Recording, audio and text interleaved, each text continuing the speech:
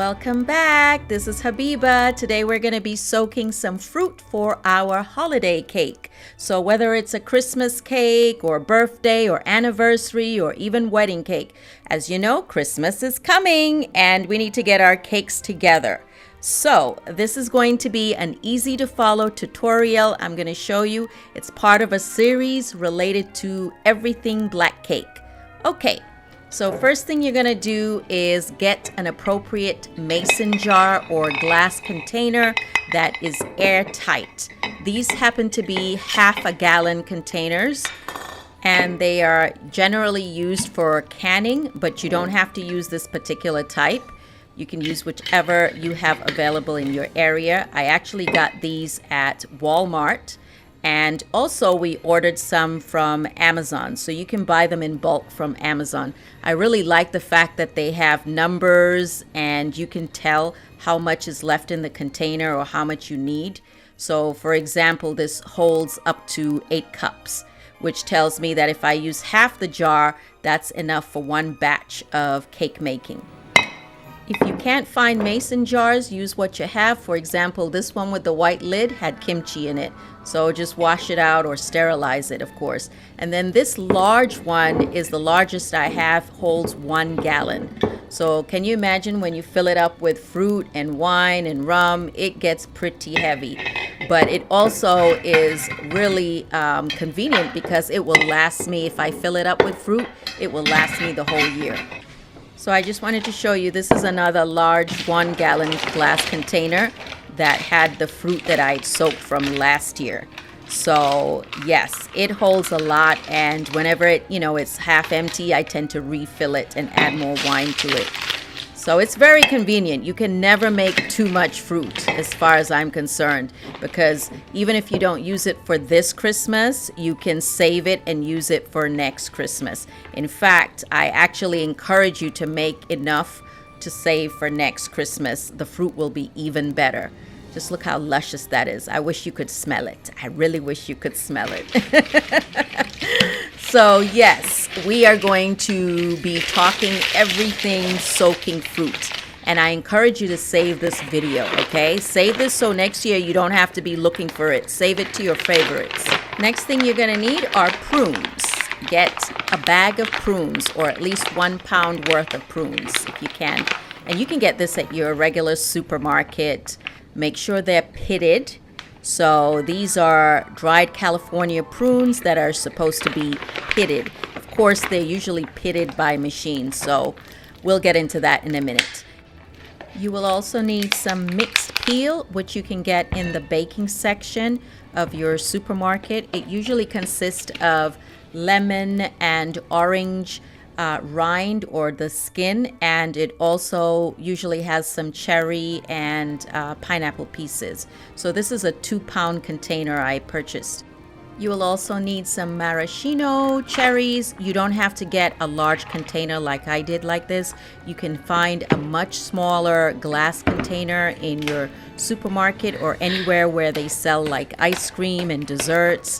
So I bake a lot, so I usually buy this large size from either Sam's Club or stores like that. As you can see, the cherries are well packed with the foil cover and the plastic lining as well.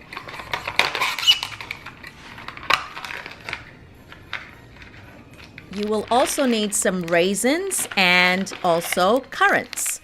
If you can't find currants, then just use raisins. You'll need at least 2 pounds. So as you can see in the picture, currants are dark and larger. Sultanas are usually kind of yellowish, orange, and then the last spoon is the currants. They tend to be smaller, a little bit more intense in flavor, very fragrant. Okay, let's talk about the liqueur you're going to need. You're going to need some port wine or red wine. I'm using the Fairbanks port. I am running out of this bottle. Usually in Jamaica they use Red Label red wine, but we don't have that here. I'm in North Carolina. And so I sometimes also use the Taylor port red wine. So find what you have in your area. If you're vegan, you can also find vegan red wine, because you cannot assume that the wine is vegan, because a lot of times it actually isn't based on the way it is processed, which is interesting. So along with the wine, you're going to need some rum. So traditionally, at least for most Jamaicans, Wray and Nephew white rum is what's used in the cake. Of course, other Caribbeans use rum in their cakes too, but it may not necessarily be the Wray and Nephew. So just find what you have, again, available in your area. But you will need some rum as well as red wine for your cake.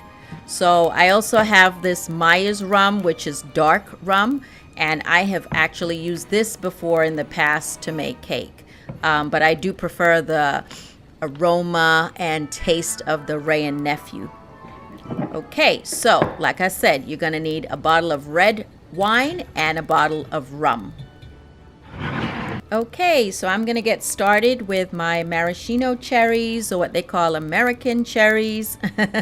So I'm just taking out a few cherries at a time, because I'm going to be pulling off the stems. And I also tend not to use the juice that they come into, or the juice that comes with, the cherries that helps keep them or preserve them. I don't use that. I just use the cherries. So interestingly, the reason I start with the cherries is because I like them to be the first layer, or what's on the bottom of the jar. That way, if I choose to hold back on some of the cherries and throw them in whole into my batter, I can do that. Because later we're going to grind the fruit once it's soaked, but I leave some of the cherries behind and I throw them in the cake whole. So anyway, as you can see, the cherries have stems on them, so I'm just going to pull that off. I also was cutting this because it's a new batch. I want to make sure there are absolutely no seeds. And it's really that simple. Once I pull off the stems, there's no seeds. I pop them into the jar. It can get a little messy. Your fingers might get a little sticky, but other than that, it really is very easy.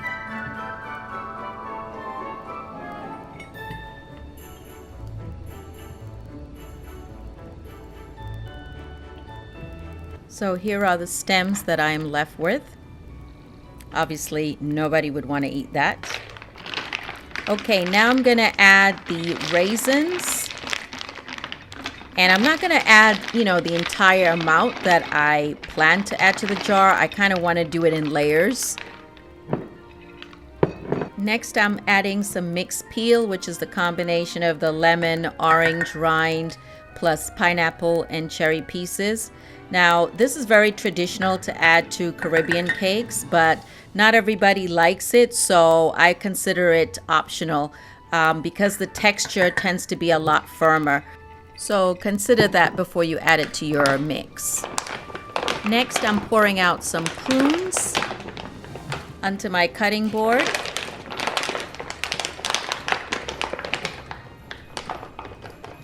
Now, if you're wondering why I don't just pour it straight into the jar, given that it is said to be pitted prunes, the reason is I like to make sure that there are no seeds or parts of the seed inside the prune.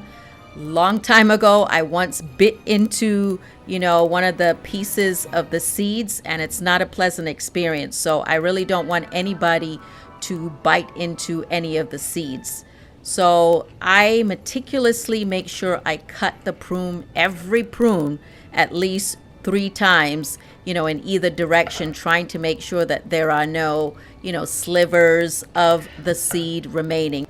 Because again, I always keep in mind that the prunes were pitted by a machine. And machines are not 100% in this case, Machines are great, but human hands and eyes work better. And yes, it may seem tedious or unnecessary, especially, when you're buying a bag that says it is pitted, i.e. the seeds have been removed. But look, just look. I found one that had a seed in it. And granted, it was only one out of the whole bag. Only one of them still had a seed in there. But can you imagine if you're the person who bites down hard on that seed, you could literally crack a tooth because those seeds are very hard, and that wouldn't have been good. So I'm happy to have gone through every prune. And I want whoever eats my cakes not to have, an experience of biting onto a seed. So anyway, let's go ahead and put the prunes that we have dissected into our jar. So next I'm adding another layer of cherries, and that's what you're going to keep doing, basically alternating your fruit until your jar is full. You don't want the jar to be over full, but you want it, all the way to almost to the top, because you have to leave room for the liquid that you're going to pour.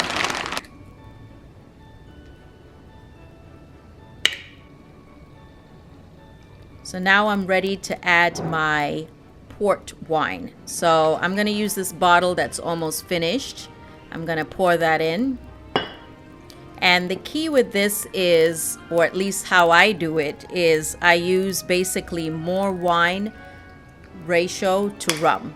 So basically twice as much wine than rum, like a 2-to-1 ratio. Because of course, rum is a lot more expensive and also a lot stronger. So as you can see, I've kind of have the wine pulled up all the way, about 3/4 of the way, and then I top it off with the rum.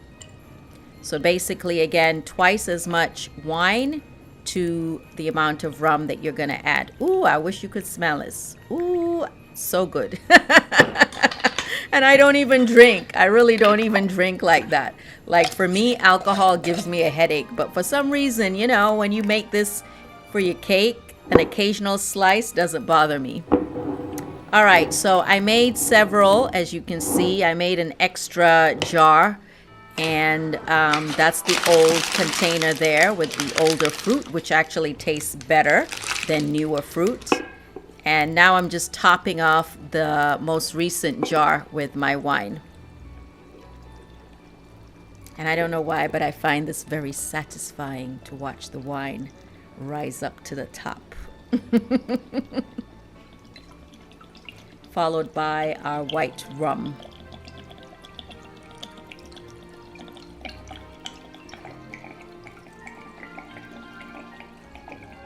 Now, you may not need to make as many batches as I have because, again, I bake for friends and family, but you definitely need at least one container of your soaked fruit. And also, regardless of what time of year you happen to find this video, now is a good time to soak your fruit because guess what? If you don't use it for this year, you can use it for next year. Not only can you use it for your black cake or Caribbean cake, but you can use it, as a birthday cake. You can use it for an anniversary, a party, even for bread pudding, which I'm going to show you in a second. So ideally, you want the fruit to soak for months. If you don't have months, then weeks will have to do. But this is what it looks like when it's grinded or coarsely grinded or blended and added to cake batter. And I promise in the very near future, I will be back with the full recipe for the Caribbean rum cake. So just look out for that. There'll be a lot of holiday related desserts coming your way, I promise. Now, this is the bread pudding that I made, a recipe coming soon. I also used the same fruit. I hope you enjoyed watching this video. Don't forget to leave me your questions and don't forget to save this to your favorites. Bye!